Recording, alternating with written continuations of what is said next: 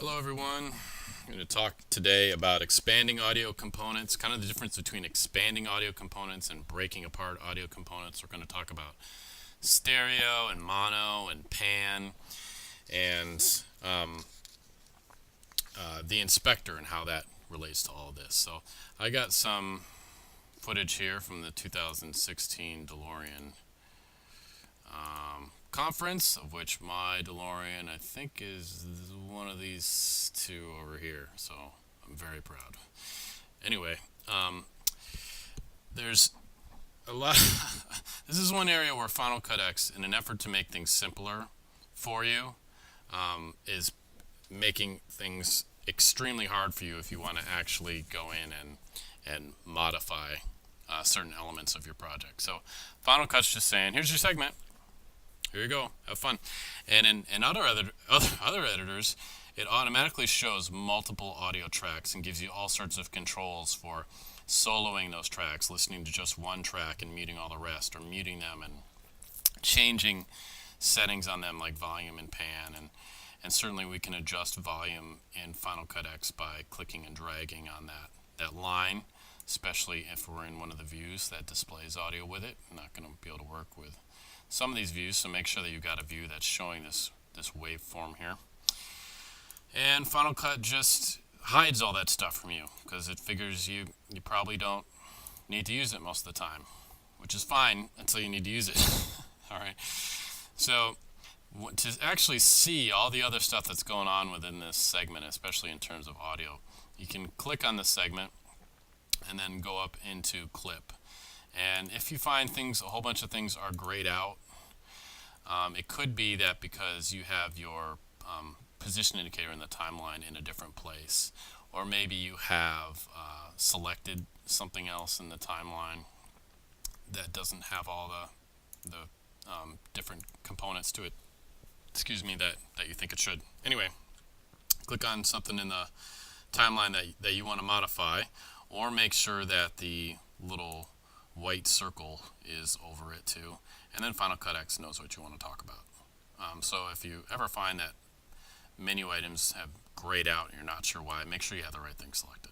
All right, so we got the thing selected we want to mess with. We go into clip, and these are our four different options for kind of digging into that clip and seeing what's going on with its video and audio elements. And they can seem very confusing and it's kind of unclear what's the difference between all of them. Well, if you have a basic understanding, it will really help clarify this. They're trying to break these up into two different types of looking and modifying this clip. The top ones here are just kind of digging in a little bit into what is in this segment, whereas the bottom two are about tearing things apart. And there's no way, at least that I'm aware of, to put them back together after that. All right.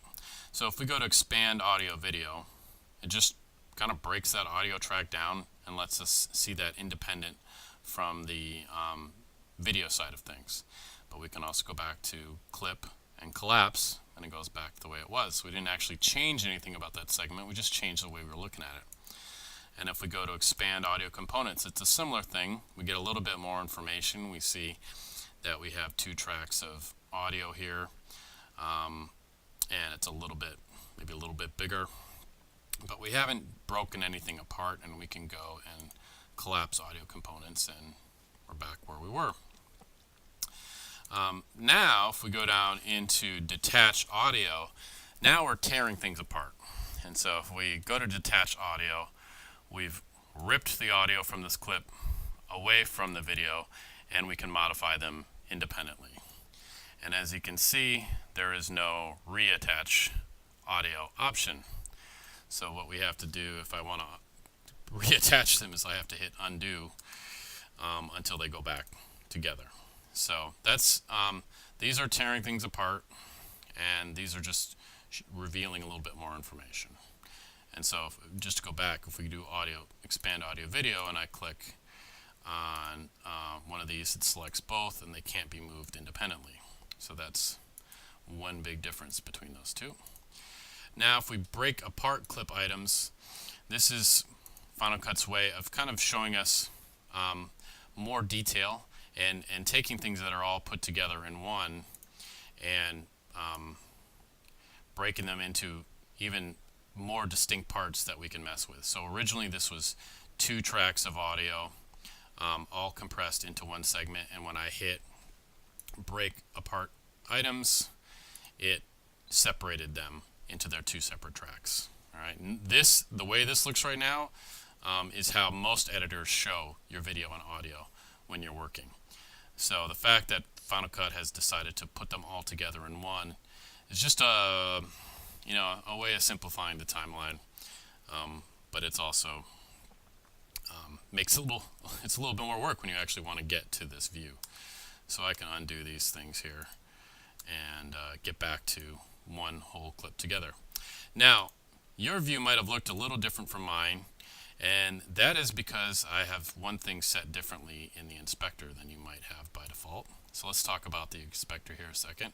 If we go to the inspector, it will give us information about whatever segment or clip we have selected here in the clip browser. When we click on it, it gives us all that information about that. When we click here in the timeline, it gives us information about this. And if we have video and audio in a clip, it will display that we have both video and audio panes, and then an info pane here. So this is all sort of helping us to inspect this clip and give us some more information about what's going on with it. If you have video with no audio, you would just see a video and an info pane. And if you have audio with no video, you'd see video. You wouldn't see the video pane, you'd only see audio and info. So if you're struggling, you got a clip, and you're like, where's the sound on it? And you click on it, and the inspector shows no audio pane. That means that it just has no audio with it. And if you're having trouble where you're bringing clips into Final Cut X and there's no audio with them, even though you know the original clip has information, I made a video about that. So you can look into that, check that video out about importing with no audio, what might be going on. There's a kind of a bug in Final Cut that every once in a while will rear its ugly head. Anyway, so if we click on this segment and go into audio, we have some different options for modifying that clip. You can see we got volume and stuff. But down here we have channel configuration, and yours might have looked more like this, where it's treating 2 channels as one. And so if we go to break apart items, it might be that you see it just like this, and you can change that by going in and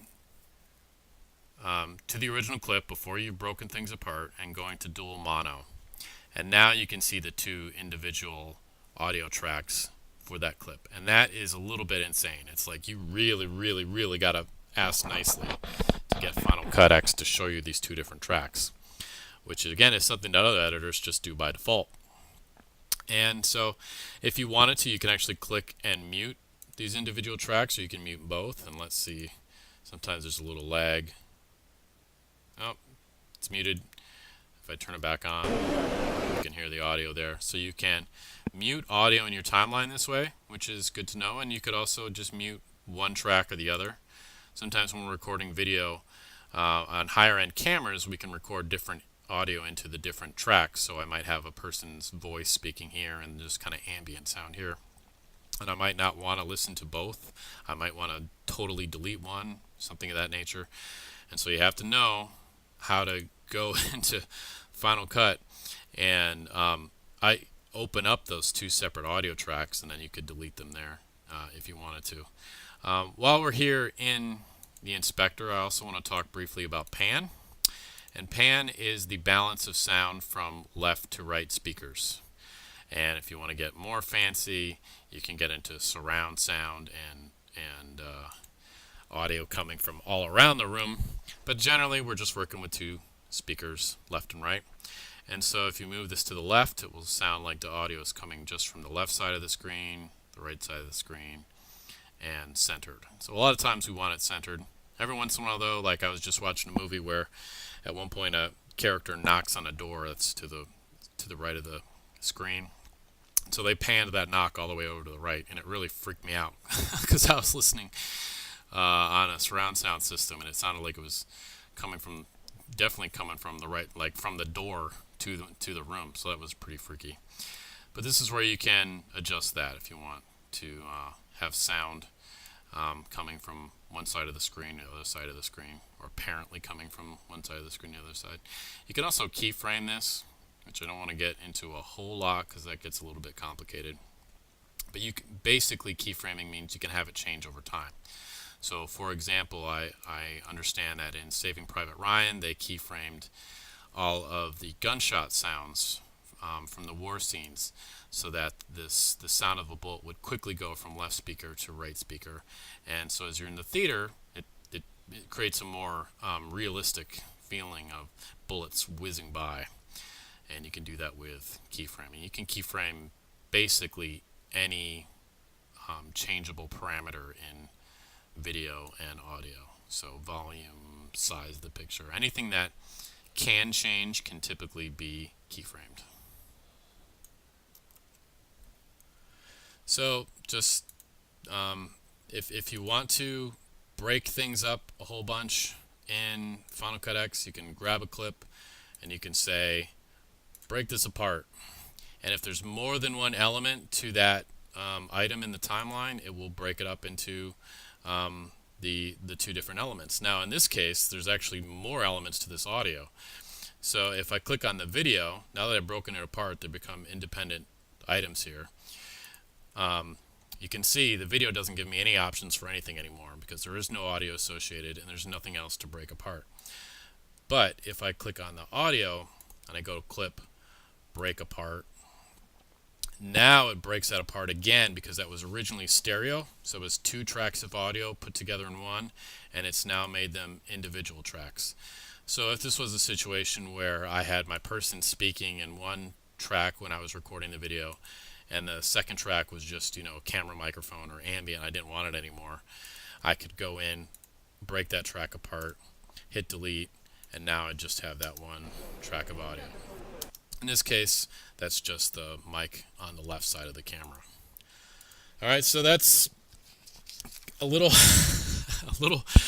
maddening, honestly, that we have to go through that much work to do what in other editors it just happens by default. But if you know kind of the idea behind it, that it's Final Cut's trying to simplify your timeline and prevent you from accidentally moving things around that maybe you didn't want to move around, it kind of makes sense. But it's also can just be a little bit maddening when you're trying to work with audio and Final Cut. But now that you know how to do it, it's a piece of cake.